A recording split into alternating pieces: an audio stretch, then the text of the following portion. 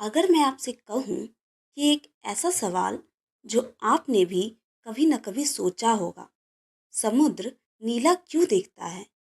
इसी सवाल ने एक गुलाम देश को विज्ञान की दुनिया में अमर बना दिया। और जिसने ये सवाल पूछा, उसके पास न विदेशी डिग्री थी, न महंगी प्रयोगशाला, न किसी अंग्रेज का समर्थन। फिर भी उसने उस दौर के सबसे घमंडी वैज्ञानिकों को चुप करा दिया। लेकिन कहानी यहाँ खत्म नहीं होती।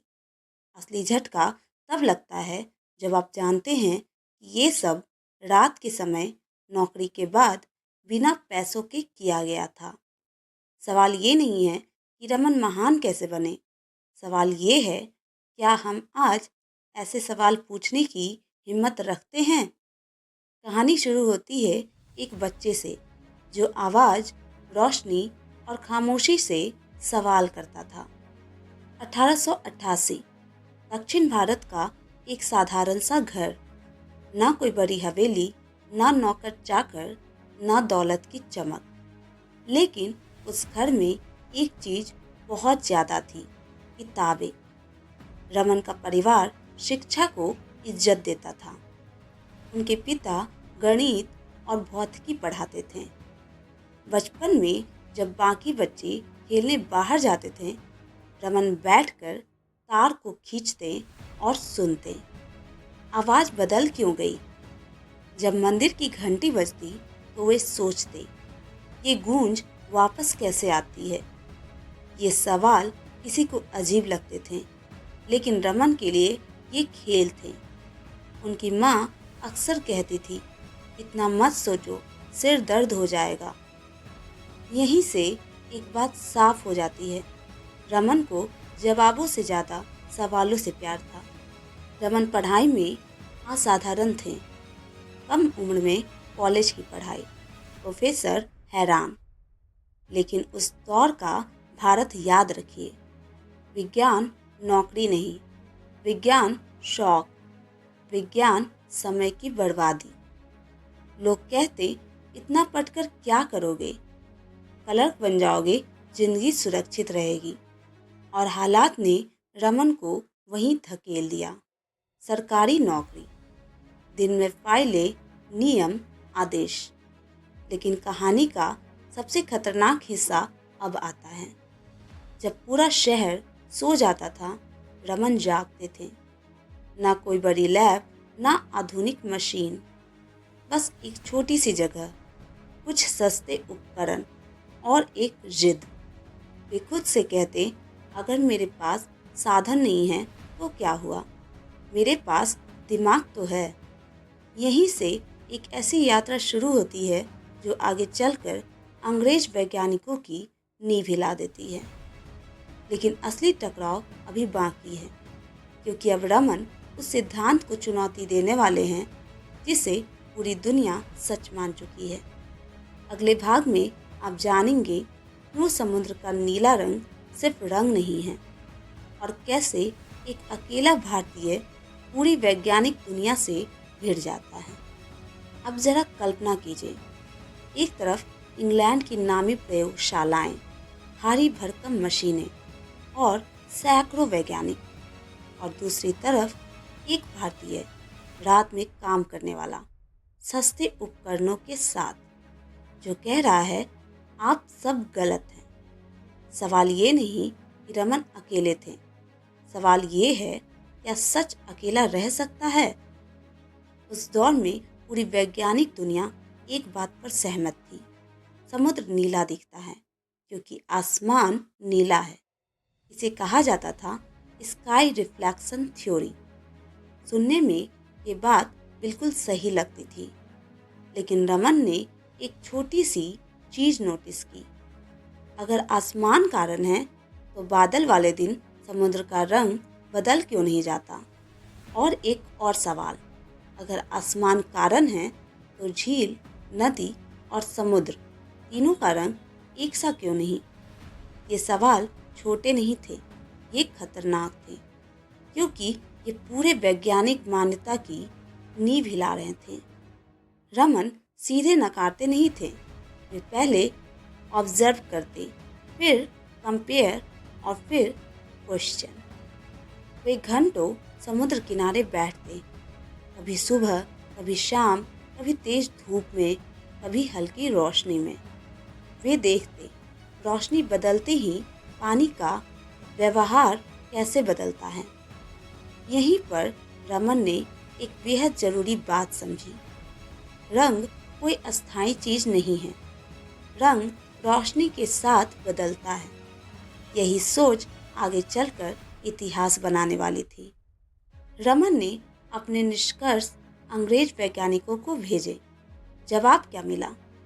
चुप्पी, हंसी, उपेक्षा। कहा गया, भारत में बैठकर इतना बड़ा विज्ञान, बिना आधुनिक मशीनों के ये संभव नहीं। लेकिन रमन को एक बात साफ थी, अगर मेरा गणित सही है, अगर मेरी सोच सही है, तो मशीनें मुझे गलत साबित नहीं कर सकती। यहीं से ये लड़ाई व्यक्तिगत हो गई। रमन ने अपनी छोटी सी प्रयोगशाला में दिन रात एक कर दिया। कांच की बोतलें, प्रिज्म, साधारण लैंप, कोई तामझाम नहीं, कोई शोर नहीं, बस रोशनी और पदार्थ। वे बार बार एक ही प्रयोग दोहराते ताकि कोई गलती न रहे। और यहीं इन खामोश रातों में रमन एक ऐसी चीज के बहुत करीब पहुंच चुके थे जिसे दुनिया जल्द ही नज़रअंदाज नहीं कर पाएगी। आगे आप जानेंगे वो एक पल जब रमन ने देखा कि रोशनी टकराने के बाद अपना स्वभाव बदल लेती है, और कैसे यही पल रमन इफेक्ट बनने वाला था। अब जरा उस पल की कल्पना कीजिए। आधी रात, चारों तरफ सन्नाटा, एक छोटी सी प्रयोगशाला और एक आदमी जो बार बार उसी प्रयोग को दोहरा रहा है। अचानक रोशनी कुछ अलग तरह से व्यवहार करती है।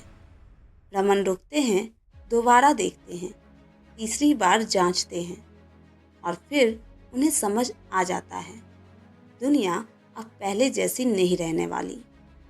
रमन ने देखा, जब रोशनी किसी तरल या ठोस पदार्थ से टकराती है तो ज़्यादातर रोशनी सीधी वापस लौट जाती है, लेकिन एक बहुत छोटा हिस्सा अपनी ऊर्जा बदल लेता है।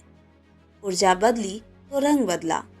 ये बदलाव नंगी आंख से दिखाई नहीं देता, लेकिन वैज्ञानिक उपकरण इसे पकड़ लेते हैं।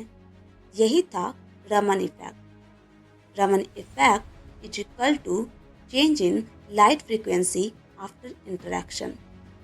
रमन समझ गए, ये सिर्फ समुद्र का जवाब नहीं है, ये पदार्थ की पहचान जानने का नया रास्ता है। अब सबसे कठिन काम था दुनिया को मनाना। रमन ने अपने शोध पत्र विदेश भेजे। इस बार जवाब अलग था। चुप्पी नहीं, हंसी नहीं, बल्कि हैरानी, चर्चा और फिर स्वीकृति। अंग्रेज वैज्ञानिकों को मानना पड़ा, एक भारतीय बिना आधुनिक मशीनों के वो कर गया जो हम नहीं कर पाए। यहीं वैज्ञानिक दुनिया झुक गई। 1930 भारत अभी भी गुलामी में है, और उसी साल सीवी रमन को नोबेल पुरस्कार मिलता है। यह कोई साधारण सम्मान नहीं था, ये एक संदेश था, ये एक चुनौती थी, ये एक घोषणा थी। दिमाग आज़ादी से पहले भी आज़ाद हो सकता है। रमन पहले एशियाई बने जिन्हें भौतिकी में नोबेल मिला।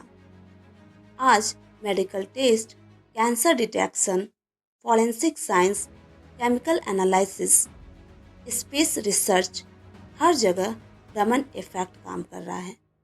मतलब आप आज जो आधुनिक दुनिया देख रहे हैं, उसकी नींव में एक भारतीय की खामोश रातें दबी है। रमन ने कहा था, देश की असली पूंजी उसकी इमारतें नहीं, उसके सवाल हैं, और शायद यही उनकी सबसे बड़ी विरासत है।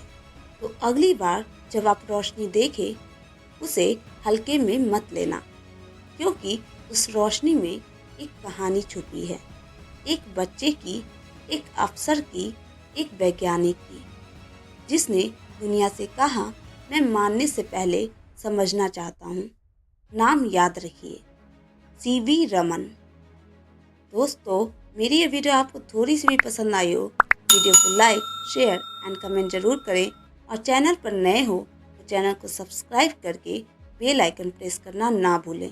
फिर मिलेंगे अगले वीडियो में, तब तक के लिए जय हिंद।